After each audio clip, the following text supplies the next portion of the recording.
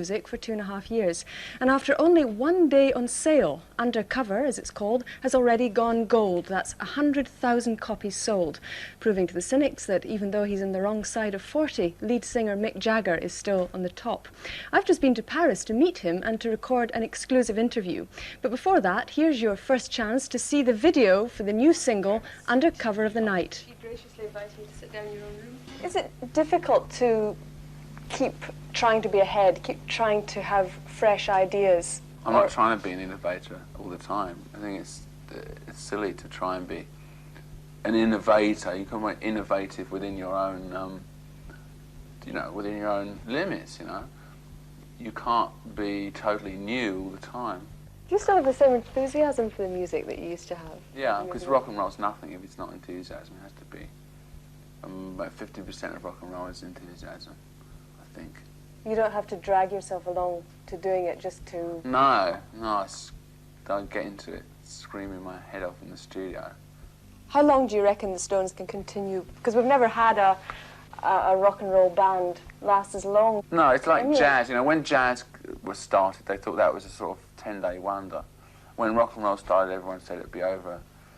And it was.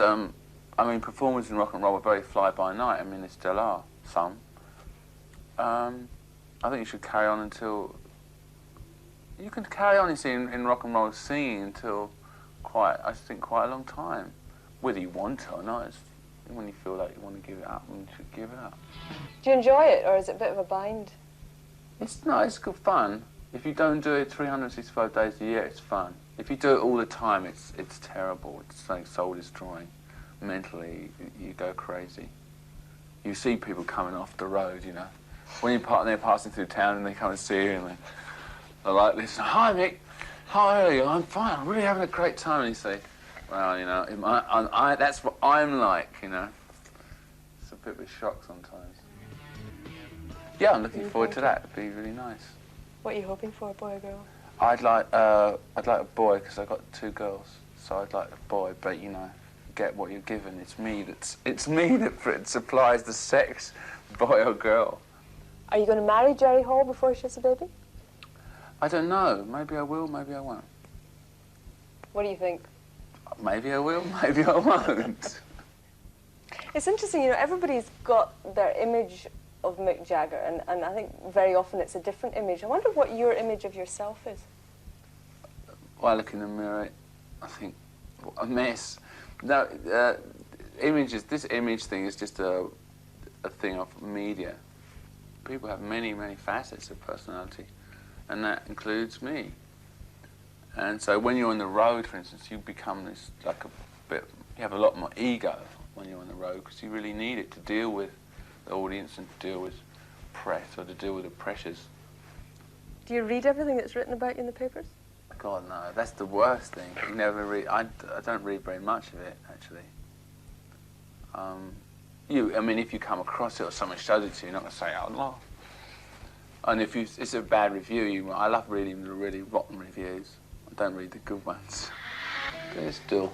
Would you let your daughter marry a Rolling Stone? Oh, that was an old one, Chestnut. I think that was made up by a PR man in 1963 or something. It's a good line. Yeah, it's a good one. Yeah, everyone remembers it. It's easy. Writing songs doesn't matter whether I'm here or whether I'm in England or wherever I am. If I have a guitar, I can still write a song, or even without one, I can write one, hum it into a tape recorder. What do you think of Britain these days, then? I think it's got still a lot of life.